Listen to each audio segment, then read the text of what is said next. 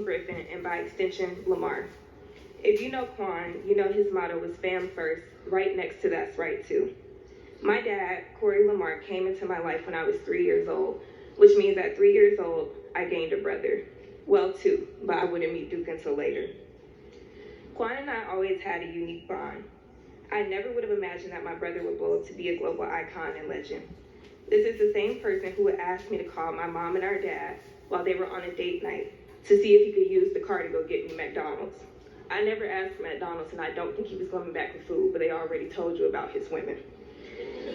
This is the person who told me and Duke we were just playing boot camp in the basement, just so he could turn the treadmill up to 15 and watch us fly off. I still have the scars on my back to prove it. This is the same jokester who hid behind my parents' door for God knows how long just to jump out and terrify the crap out of me so that I could go running, screaming, and crying into my dad's arms. I never would have guessed that same brother and jokester would have such a major impact on hip-hop culture, black culture, Atlanta, and the world. But he did. I remember when Quan first blew up, I was 16. My dad had just bought me a silver convertible Beetle. I would ride up the hill to Mays High School with the top dropped to type away. Rain, sleet, hot, cold, snow, it did not matter. While I always thought he was talented and it was cool to have a brother who was a celebrity, he was never Rich Homie Quan to me, just my brother. I take comfort in the fact that the last conversation we had 2 days before he passed, we were starting to plan our dad's 55th birthday celebration in Miami. The last words he said to me were, "I love you, sis."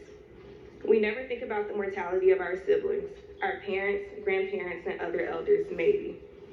But a brother at 34, never. My lesson in this is make sure you hold your loved ones tight and tell them you love them often, so that when God calls them home, you're at peace knowing the relationship y'all had, the love y'all shared, and that they're resting easy with God in heaven. Until we meet again, I love you, Quan.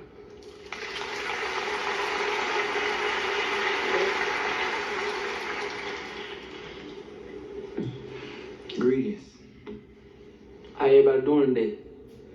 A little quiet in here, ain't it?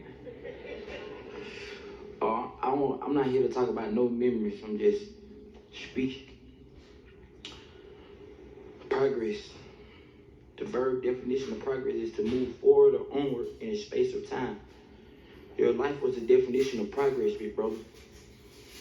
The good work that was put in day by day didn't go unnoticed. I can promise you that. When becoming a man, we must become uncomfortable with being comfortable. We must become comfortable with being uncomfortable. I apologize. You was a testimony of that. Your life was built brick by brick with many troubles along the way, but count your blessings and not your troubles was the cornerstone of it all.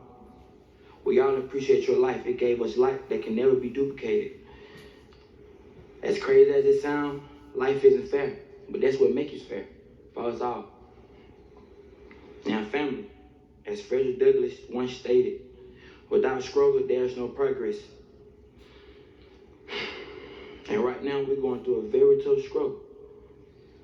We must embrace the situation in one another. Iron sharpens iron, so we may bend, but breaking is not an option.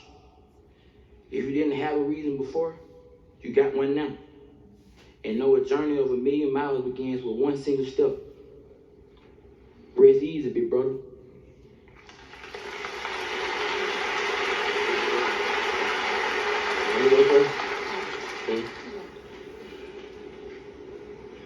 Hey y'all, I don't really have too much to say, but the world knows I love my brothers. The world knows. I just want to say thank you. I always bragged about him from his very first song to his last one. I was his biggest fan. Whoever he went against, I went against with him. But wherever Dre wasn't, I was. From the west side to the east side, they know me. From being Quan Crazy sister.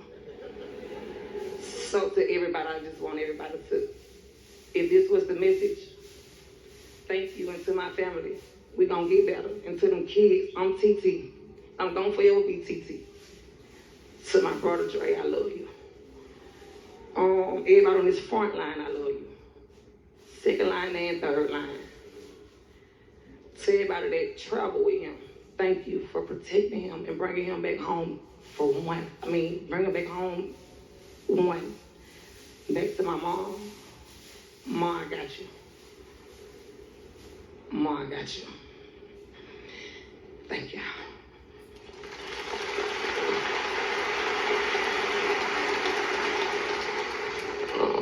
I never really prepared anything to say to my brother in the casket, so I'm just gonna go.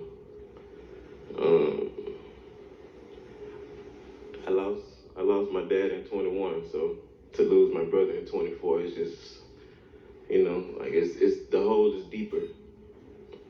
So to keep going forward for the kids and myself, I ain't gonna say it's gonna be easy, but I don't know how to fail.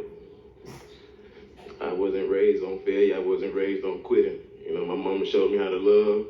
My daddy taught me strict behavior and taught me how to get up when I fall. And Corey taught me the same things, and he also taught us how to hustle. So if we don't know how to do nothing else, we know how to keep going. You feel me? So it's hard. And we never had these discussions. Like, me and Quan would talk about everything. We never planned on talking about planning our funerals for each other. So, like, this is still unbelievable. I feel like flies. I don't want to accept it, but I have to, I don't know, my brother, he hurt me with this. He hurt me, man. But to see him grow and to know, like, we started this from a karaoke machine. Like, my brother made his own beats. He recorded himself. He learned how to do all that with no school, like, I would be outside playing sports and he'd be in the house on the computer. It's just what he was. He perfected his craft, and I stood there and I watched him grow every day, every night. I traveled with him everywhere. He took us from around 285 to flights to Dubai. In 2014, I traveled the world with a passport. Like, since I was a child, my mama always made me walk to the bathroom with my brother, and he was the oldest. I could be mid-bite, like, get up, you better go follow him to that bathroom, So I was always his protector, even though he was the oldest, I always walked through them doors first. And he has now opened up doors for this family, for us to continue and be better than what we were yesterday. So I want to applaud him and tell him that I appreciate him from taking me from 285, Old National, to the East Side, to endless flights, from instant oatmeal and cereal to continental breakfast. And from continental breakfast to personal chefs. You know what I'm saying? Like, we went from apartments. Sometimes no hot water, man. Like, we didn't stop.